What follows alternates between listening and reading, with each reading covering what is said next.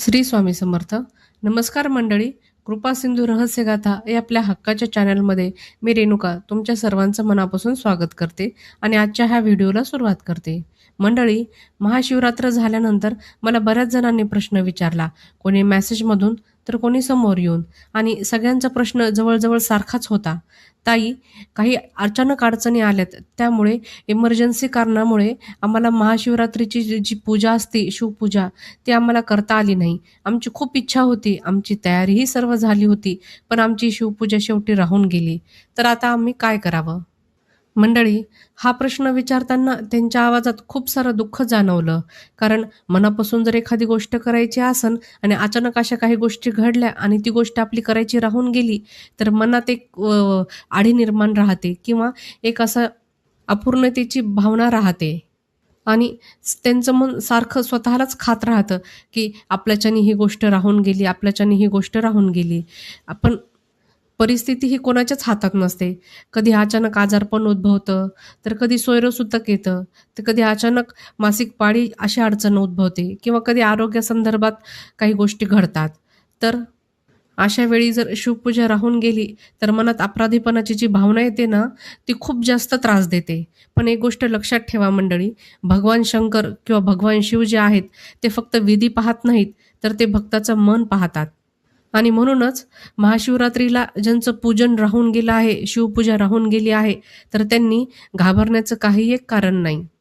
कारण आजच्या ह्या व्हिडिओमध्ये मी अशी एक खास संधी घेऊन आलेली आहे, त्या लोकांसाठी ज्यांना महाशिवरात्रीच्या दिवशी पूजा करता आली नाही, पण मनापासून करण्याची इच्छा होती. मंडळी, हा व्हिडिओ मी खूप अत्यंत अभ्यासपूर्वक तयार केलेला आहे. शास्त्र, श्रद्धा आणि अनुभव या तिन्हीचा एकत्र तुम्हाला इथे ऐकायला मिळणार आहे. म्हणूनच कुठेही मध्ये स्किप न करता शेवटपर्यंत शांतपणे हा व्हिडिओ पूर्ण ऐका. मंडळी, येती 27 फेब्रुवारी म्हणजेच येत्या 27 फेब्रुवारीला हा दिवस खूप महत्त्वाचा मानला गेला आहे. कारण या दिवशी आहे आद्रा नक्षत्र आणि त्याच दिवशी आहे एकादशी. म्हणजेच आद्रा नक्षत्रावर एकादशी देखील आलेली आहे. मंडळी, आद्रा नक्षत्र हे शिवपूजनासाठी खूप महत्त्वाचं मानलं गेलं आहे, असं शिवमहापुराणामध्ये सांगितलं आहे. कारण आद्रा नक्षत्राची जी देवता आहे, ती स्वतः भगवान शंकर आहेत, असं शास्त्रामध्ये सांगितलं आहे. म्हणजेच काय? तर म्हणजे तुम्ही या नक्षत्रावर, म्हणजेच या आद्रा नक्षत्रावर जर तुम्ही शिवपूजा केली, तर ती थेट भगवान शंकरापर्यंत पोहोचणार आहे. आणि याच दिवशी एकादशी पण आहे. त्यामुळे तुम्ही भगवान विष्णूचीही कृपा मिळवू शकतात. म्हणजेच एका दिवशी शिवपूजनाचं पुण्य आणि विष्णू पूजनाचं फळ असं दोन्ही तुम्हाला मिळणार आहे. म्हणूनच या दिवशी केलेल्या पूजनाला हरिहर पूजन असं मानलं आहे. हरी म्हणजे विष्णू आणि हर म्हणजे महादेव. म्हणूनच हरिहर पूजन असं मानलं आहे. पण मंडळी, इथे एक गोष्ट खूप महत्त्वाची आहे, ती तुम्ही जाणून घ्या. कारण या दिवशी पूजन हे सकाळी 11 वाजण्याच्या आधी करायचं आहे. कारण आद्रा नक्षत्र हे सकाळी 10 वाजून 50 मिनिटांपर्यंतच आहे. त्यामुळे शक्यतो लवकर उठून ब्रह्ममुहूर्तावर जर केलं तर खूप चांगलं. म्हणूनच मंडळी, 27 फेब्रुवारी या दिवशी थोडं लवकर उठा आणि शांतपणे अंघोळ करा. शक्य झालं तर अंघोळीच्या पाण्यामध्ये गंगाजल टाका. गंगाजल हे महादेवाला अतिशय प्रिय आहे. आणि थोडं मन शांत करा आणि स्वच्छ कपडे परिधान करा. शक्यतो जर पांढरे कपडे असतील तर पांढरे वस्त्र परिधान केले तर ते अतिशय उत्तम मानले आहेत. आता पूजेसाठी घरात शिवपिंड जी आहे, ती शिवपिंड घ्या आणि एका ताम्हणामध्ये ठेवा. पण मंडळी, इथे एक गोष्ट लक्षात घ्यायची, ती ती म्हणजे ताम्हण हे स्वच्छ धुतलेले असावे व त्या ताम्हणामध्ये शिवपिंड ठेवून शिवपिंडीवर अभिषेक करा. पंचामृताचा अभिषेक म्हणजेच पंचामृतामध्ये दूध, दही, मध, साखर, तूप अशा सर्व गोष्टी, या गोष्टींनी महादेवाला अभिषेक करा व त्यानंतर स्वच्छ पाण्याचा अभिषेक करा. पण लक्षात घ्या, पूर्ण अभिषेक करत असताना ओम नमः शिवाय, ओम नमः शिवाय या मंत्राचा जप सतत मनामध्ये करत राहा. आता महादेवाचा अभिषेक झाल्यानंतर ती शिवपिंड स्वच्छ व्यवस्थित कापडाने पुसून पुन्हा एक नवीन स्वच्छ ताम्हणामध्ये घ्या. पण इथं अजून एक गोष्ट लक्षात घ्यायची की शिवपिंड पूजेसाठी तशीच ताम्हणामध्ये ठेवायची नाही, तर ताम्हणामध्ये आधी अखंड तांदूळ ठेवायचे आणि त्या तांदळावर एक बेलाचं पान ठेवायचं. याचं शास्त्रशुद्ध कारण म्हणजे काय, तर जसं आपण कुठलीही पूजा करतो किंवा एक ग्रंथ वाचन करतो, पोथी वाचतो, अध्याय वाचतो, जेही काही आपण देवाचं करतो, तर ते असंच खाली जमिनीवर बसून किंवा फरशीवर बसून करतो का? तर नाही. आपण खाली आसन घेतो आणि त्यावर बसून करतो. तर याला पण असंच कारण म्हटलं आहे. शिवपिंड पण तसंच ठेवायची नाही. अखंड तांदळावर एक बेलाचं पान ठेवून शिवपिंड ठेवायची. म्हणजेच अखंड तांदूळ आणि बेलपान हे झालं महादेवांचं आसन. आता अखंड तांदूळ आणि बेलपानावर शिवपिंड ठेवल्यानंतर शिवपिंडीला चांगला गंध लावून घ्यायचा, म्हणजे चंदनाचा गंध लावा, भस्म लावा.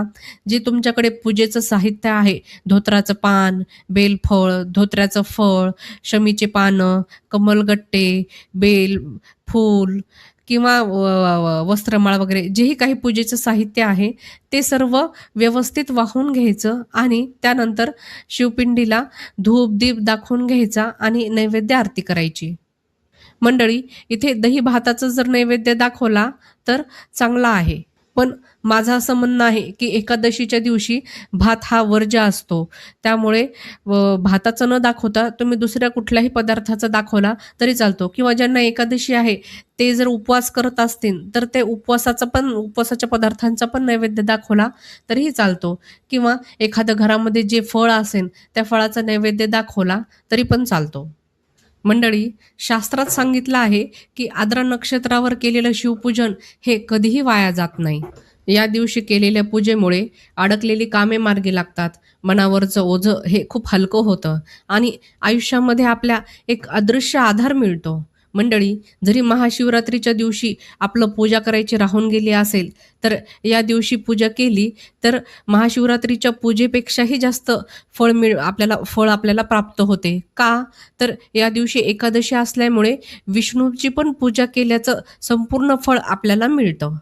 त्यामुळेच शिवाची पूजा आणि विष्णूची पूजा असे दोन्ही फळ आपल्याला एकत्र मिळतात. मंडळी, देव हे शिक्षा देण्यासाठी बसलेले नाहीयेत, तर ते भक्ताची अडचण समजून घेण्यासाठी बसलेले आहेत. त्यामुळे जर तुमच्या मनात खरंच श्रद्धा असेल तर ही पूजा नक्की करा. आणि शेवटी मी एकच सर्वांना प्रार्थना करते किंवा एकच विनंती करते की हे महादेवा, काही कारणांमुळे माझं पूजन राहून गेलं आहे, मी महाशिवरात्रीला पूजा करू शकले नाही, पण माझ्या मनात तुझ्याबद्दल श्रद्धा आहे, त्यामुळे तू ही पूजा स्वीकार, अशी प्रार्थना या दिवशी महादेवाला करा. मंडळी, हा व्हिडिओ मी खूप मन लावून तयार केला आहे. अनेक लोकांच्या प्रश्नांमधून हा विषय तुमच्यासमोर मांडला आहे. जर हा व्हिडिओ ऐकून तुमच्या मनाला थोडा जरी दिलासा मिळाला असेल तर कृपया हा व्हिडिओला लाईक करा आणि हा व्हिडिओ अशा व्यक्तींपर्यंत शेअर करा ज्यांची महाशिवरात्रीच्या दिवशी पूजा करायची राहून गेली आहे. आणि अशाच सोप्या, श्रद्धेने भरलेल्या आणि मनाला आधार देणाऱ्या व्हिडिओंसाठी, भक्तिमय व्हिडिओंसाठी आपल्या कृपा सिंधू रहस्यगाथा या चॅनलला सबस्क्राईब करायला विसरू नका. आणि शेवटी कमेंटमध्ये श्री स्वामी समर्थ, ओम नमः शिवाय लिहायला विसरू नका. स्वामी समर्थ महाराज आणि साक्षात महादेव आपल्या सगळ्यांवर कृपा करो, आपल्या जीवनात शांती नांदो. श्री स्वामी समर्थ. ओम नमः शिवाय. धन्यवाद.